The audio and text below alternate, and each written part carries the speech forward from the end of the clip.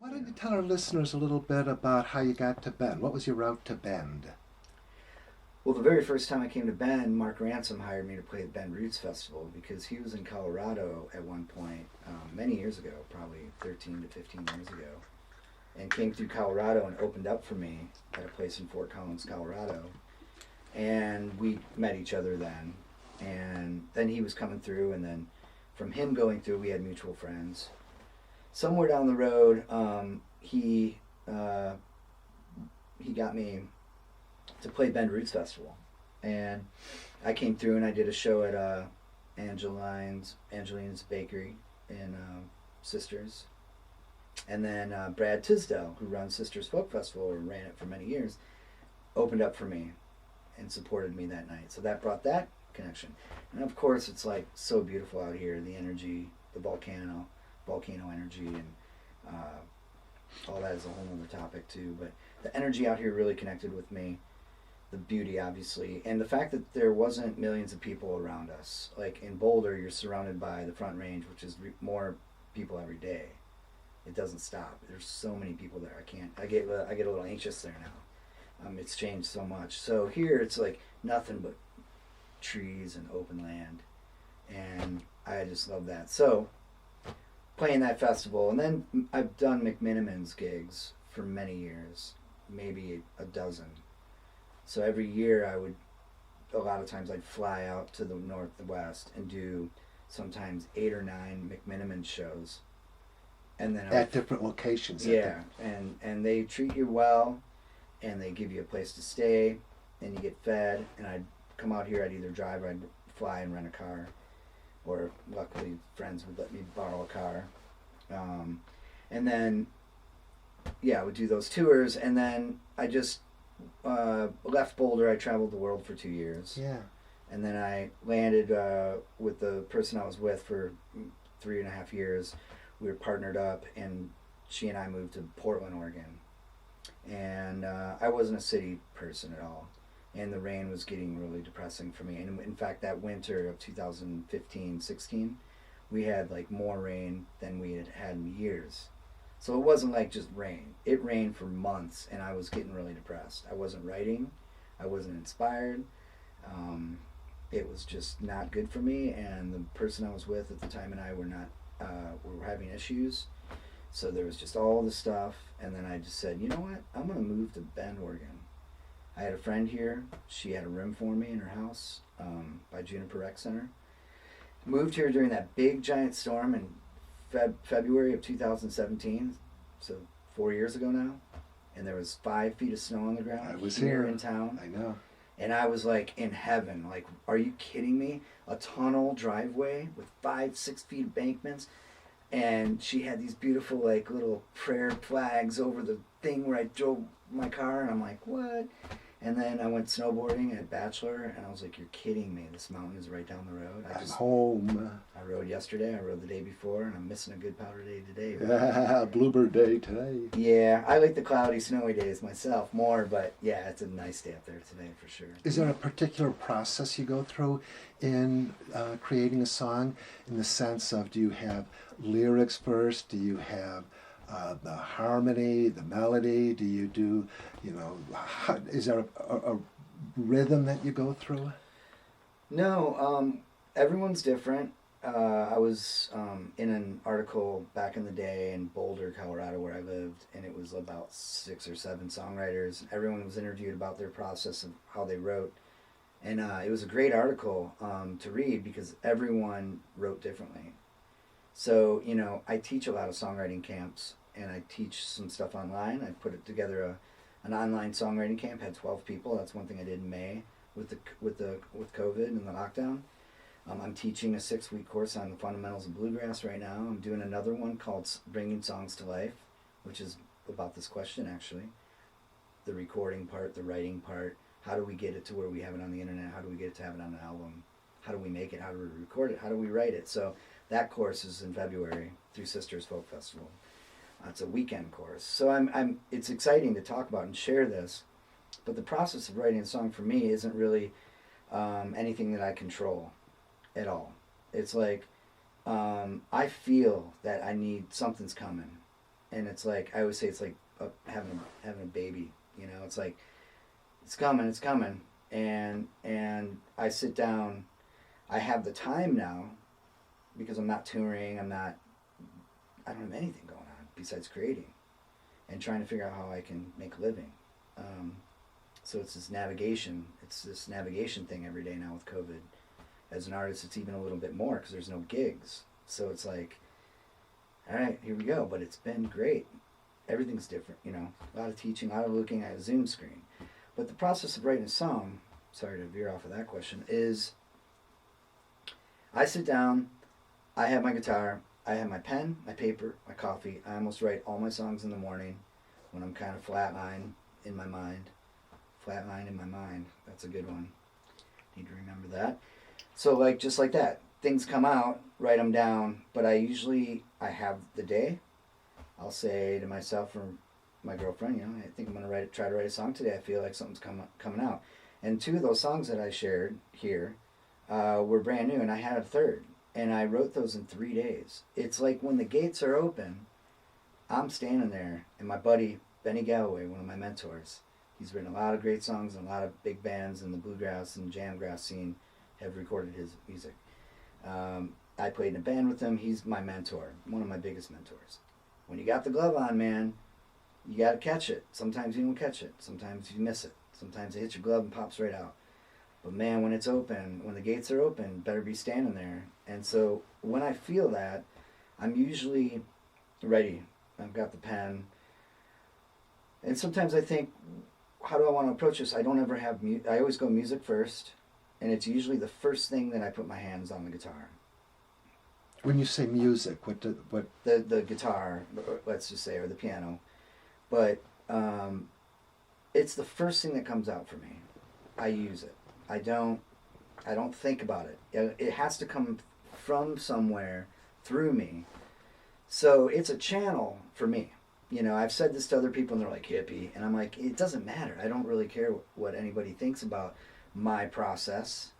It's just how it happens. And I can't explain it, but it's more of a spiritual thing for me. It's more like a connecting and being open in the heart to say, all right, what do you got?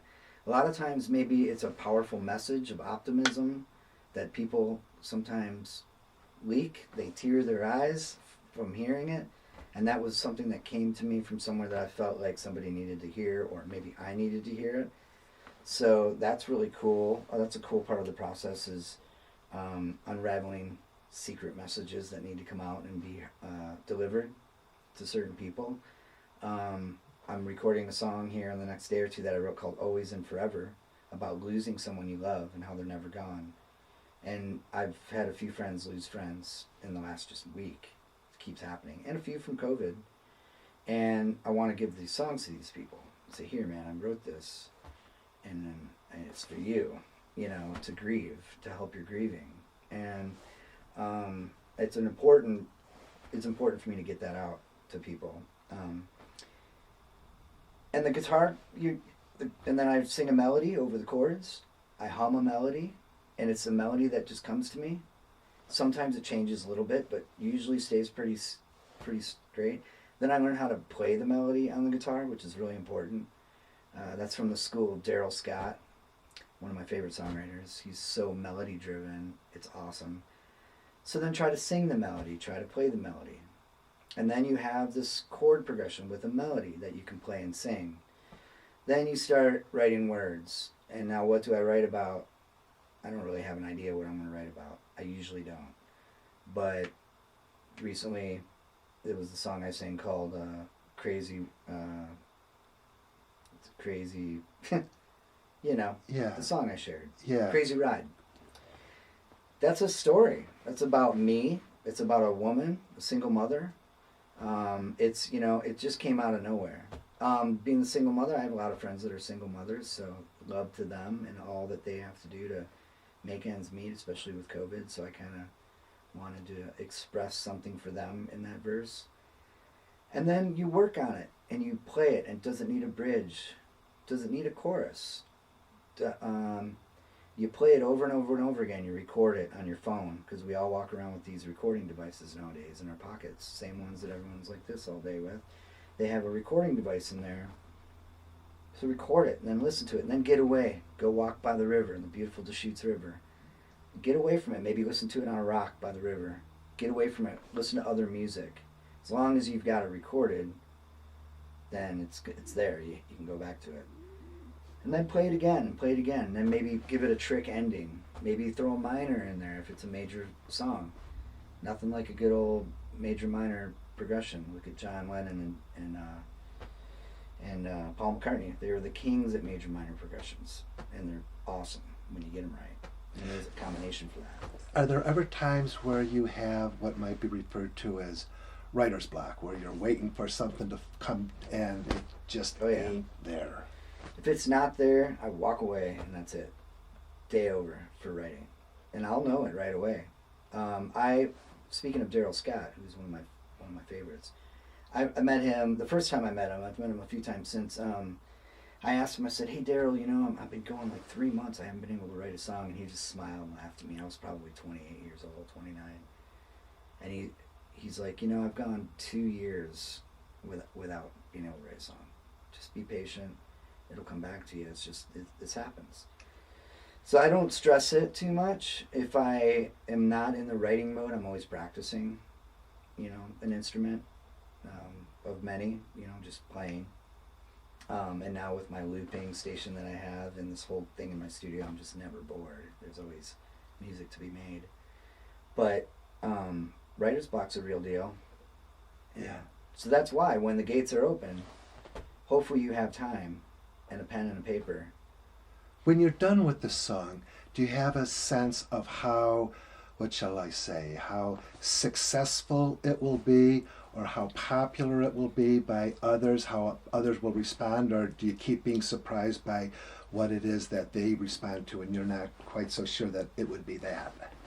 I mean, success is an interesting thing, because it's all perception and filtered through many illusions. So what is success, so in terms of how successful is a song, I never think about that. I hope that people enjoy it, the ones that get to hear it. Sometimes there's a song that I know is going to probably snag a few more people than normal because it's catchy, like the song Air to Breathe, the first song on my newest album. This woman just did a story on me and used that song, was the one that pulled her in. She really liked it. It was catchy. So, yeah, I mean, success is funny. That's a whole nother topic. It's like, I was down on myself. I was about 29 years old. I said, I'm going to give it to 30 and then I'm done. Because when I was younger, 19, I started playing music for a living, and I'm 40, I almost said 38. I'm 47 now, which is crazy to think about. And so I remember complaining, pity me, if I don't get somewhere with my music by the time I'm 30, I'm done. I felt like I wasn't even started yet by the time I hit 30. So then I remember 32, 33, somewhere around there, I was at having a gathering at my house, and I said to somebody, this insecure thing that we all go through with these insecurities we have when we're younger. And when we're younger, we chase these egoic dreams, these illusions of like becoming this big rock star, which like literally 0.00001% of every amazing musician out there is going to reach this giant, they're everywhere. So come on. Regardless of how good you might be. Yeah. So it's like, when you get older, you start to realize as an artist that you, one, are you happy doing this? Yes, very much so. Somebody said, hey man, you're always like traveling and going to beautiful places, and you go to Kauai and you're doing this and you're doing that, and you live in this great cool house you're renting in Boulder right next to the mountains by a trailhead, and you've got a great life, and what you are living the dream, you are successful. And I think it was 32. I was like, oh my gosh, sometimes the most profound things are presented to you, most of the time, the most profound things that change your life are literally standing in front of you the whole time. But we always have these blinders, and we don't see, or we're too stubborn, or our insecurities get in the way, or just whatever. Self-love lacks, maybe. So when you're younger, it's egoic dreams. And I'm going to be a rock star. I'm going to be a rock star. I want to get the girls. I want to have the friends. I want to play to all those people. I want to be like Eddie Vedder and swing off the rafters. Well, then you start to realize, wow, here I am 12 years into it. Here I am 15 years into it. Here I am 22 years into it. Here I am 26 years into it. And 26 years, well, hell, that's kind of a career, isn't it? If I would have died from some illness or an accident or something over these last years, I would have died successful, right?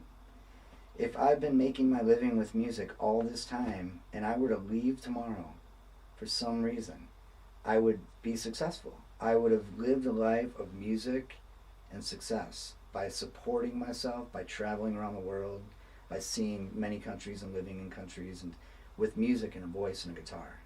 So that's success. You mentioned that you traveled the world for a couple of years, and I believe that was when you were 40 years old. Yeah. How did you come to that decision? How did you make that decision? Let's see. I could go back to the very roots of it all. I was living in Boulder then for almost 13 years, and I remember seeing a video. It was a short little video called Stuff. And it was like done with animation, and it was all about stuff and consumerism. And I've always been a minimalist for the most part, but I was living in the same house for 12 years in Boulder. Roommates were coming and going over the years, and all of a sudden I've obtained a whole house full of furniture, appliances, bed, bike, snowboards, music gear, guitars, everything from the curtains to the piano to the couches to the sofas, you name it. And I'm just like, oh my gosh, I have all this stuff. And I saw that video, and that started moving the wheels. I kept hearing people say, oh, Thailand's amazing. You can go there and hang out you can get a room for $9 for a night, $12, and you can stay at a nice place. I'm like, what? I've got to experience this. And I kept getting older and older and older. Years were flying by like they are still. And I came up with this crazy idea on top of Mount Sanitas, climbing the mountain and sitting on top looking down at this little bubble of Boulder, and I'm looking out and I can see Denver way off in the distance, and I'm like, there's so much more than this, what's going on here, and I've got to burst this bubble. They call it Chief Niwat's curse. He's a native that was murdered there, but his curse was if you leave, you come back. And a lot of people do that. I was like, Chief Niwat, I love you, buddy. I have all respect, but your curse isn't going to work on me. When I move out, I move forward. And so I decided to get rid of everything I owned. Everything. Everything. Besides 2 guitars, a pedal board, a laptop, and a box. So I got rid of almost all my photographs through my life, besides really important ones, like a box of photos I took down to a shoebox. I got rid of my journals, I burned them. I got rid of my yearbooks, the big books, high school yearbooks. I threw them away. I got rid of my bed and my bike and my car, my van. I got rid of all my roommates. I said 3 very talented musicians, Andy, Andrew, and Bonas. They were all Andrews, 3 of them. I said, hey guys, we're finally not touring. We're all in the same room at the same time. Never happened. We'd see each other at festivals in different states more than we would in our own house, because they all play in different bands. I said, hey guys, I'm going to bail. I'm going to break this lease, or if somebody wants to take it over. And if y'all don't want the stuff in the house, I'm putting a sign next Saturday, and I'm going to just open the doors and let anybody take anything and everything. Do you want it? They all looked at each other and said, we want it. You want it? Yeah. Okay, it's yours. Okay. It's out of my hands. That lifted off. Okay, I don't have to deal with any of this stuff, because they're staying there. They don't want an empty house, and they'll deal with it later. So I'm like, all right. So then I literally did the whole deed. I burnt things and got rid of I call it a rebirth, call it a cleanse, and I bought one-way tickets and I started on Kauai, which is my go-to. I go there a lot. Maui, and then Thailand, Laos, Vietnam, Cambodia, Bali. Lived in Mexico, Germany. So. And did you have your guitar, obviously, and a backpack, like? I and won a guitar in Telluride at the singer-songwriter competition. It was a small Martin backpack, 3/4 size, with a nice Fishman pickup in it. And then I brought a loop sampler, and I brought an octave pedal, which if I swept it, it would make the lower strings have a bass, not the higher strings. So when I played that little guitar, it sounded this big. And I brought a reverb pedal. So I had looping, I had bass, so I could even play bass, and then I had a little bit of ambience. So 3 pedals, and a guitar and a cable, and a microphone, and then a backpack. And the guitar could fit on the backpack. And I just, yeah, man, that was it I'd pick up a regular size guitar. I was like, oh my gosh, this thing's so big, because it'd go months with just playing this little guy. How did you get around? You didn't obviously have transportation. I rented a scooter, and I lived in Bali for 2 months, and I had a scooter. I had my own bungalow. It was amazing. By a rice field, by the monkey forest. I met a woman, the woman that I moved to Portland with, and we traveled around together. Kauai for 3 months, made an album called Unwind of songs I wrote on Kauai. We ran wellness retreats in Mexico. She had to go to Germany, so I said, I'll go. So we lived in Berlin, of all places, for 2 months. And I just picked up gigs through playing open mic nights.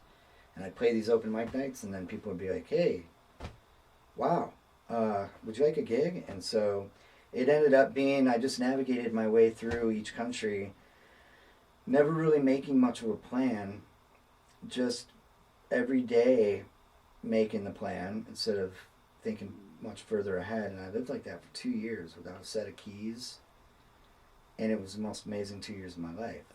And I can't wait to hopefully do it again sometime. So I guess you're glad you did it. Oh man, it was I still haven't really even written a song about it. That's how like powerful it is. I'm like, I haven't touched it yet. It's weird. I've written a couple songs on the journey, so I guess I've kind of touched it. The Great Unknown, which is on my new album I wrote in Bali. Just the Beginning is a song I wrote on that journey. That's there on the new album. So I did pull some songs from that journey and put them on my new album recently. But yeah, I mean, I was alive and I was healthy and I was turning 40 on a full moon. I was in the Kalalau Valley on the North Shore of Kauai, and life was getting ready to be completely different. I left all my bands, all my friends, my community, my home, and I was footloose and fancy free with only $11,000 in my bank account. And I came back 2 years later with $11,000 in my bank account, so I broke even, just singing and playing. It's beautiful. So, 5 years from now, what might you envision your life to be? I want a dog. I had a dog for 12 years. He was my best friend, and I longed to get another dog, but I know it's just not the time because I still have some traveling to do. 5 years from now, I just hope, that I'm healthy, and love to see my parents still around. And I envision myself still with, obviously forever, with my partner. And so we're only a year and 2 months into our dance, and I hope we're just dancing beautifully like we are. And we'll probably have a home together, and hopefully that's here in Central Oregon. I really just want to be a part of the community, and with videography and music and teaching. And so I kind of am doing that. I'm teaching through Sisters Folk Festival. I teach at the camp. I get to play Bend Roots Festival. I'm part of this upcoming album that I can't really speak about with the community. I was just asked to be in a play. My girlfriend just got promoted to be the director of the child centers all over Central Oregon. She's crushing it. So together, we can be a positive entity in the community. And that's what we both yearn for. We started a business called Dreamweave Productions. We're still building it. And that's bringing people together in community, bringing people to face what's stopping them from living their dreams and living to their potential. And that's what, through counseling, through psychotherapy and music. So her and I have created this business that's really beautiful, projectdreamweave.com. That's up and coming still. Yeah, just that's where I see myself. I love it out here. So having a home here would be great, and having time to travel still. I've never had a child, so I had the dog for 12 years. So 5 years from now, it'd be nice to like have a home and have a dog, and then somebody to watch the dog when we run off to go see New Zealand again, or I want to go. There's certain places I want to see: Peru, Guatemala, Costa Rica, Greece. I'm Greek. I've never been to Greece. That's number one on the list. For our listeners that would like to learn more about your music, can you direct them to any website? Oh yeah. Well, Pete K Music, just Pete and the letter K, music.com is my music website, and it's got 3 clips, 3 songs of each album. You can listen to all the variety of my albums and hear some songs, and if you like what you're hearing, please by all means click on the picture of the CD and I'll take you to our store. That's through Dreamweave Productions website. We've built our own store now, so we beat the middleman. I'm happy if you're listening to me on Spotify, but just know that I'm not making a dime from Spotify. Maybe a penny or 2. And I have a website, www.petekphoto.com. And that's my photography. I'm all over the place with videography right now, so I'm going to morph that into more of a videography type thing. In a perfect world, I'll start getting hired for more video shoots soon. I just started making videos for singer-songwriters. I want to make videos for small businesses, for real estate agents. I bought a drone. I've got the really nice Panasonic GH5 with the gimbal stick. I've got the new GoPro. I've got the software that I use for my editing. And then I've got all this music that I create to go behind the videos. So 5 years from now, back to that question, it would be nice to see all that working its way into the community. But the funny thing is, we always are striving for something. The grass is always greener, this and that. But it's sometimes if we stop and get out of our own little box and look within, everything that we really are wanting or have wanted, we sometimes already have. It's like, oh yeah, that's right. I am a part of the community. I am doing this right now, in the moment, with you here on this camera. That's being part of the community. So it's beautiful. It's beautiful to acknowledge or catch yourself. Like, I'm not a pity me person, so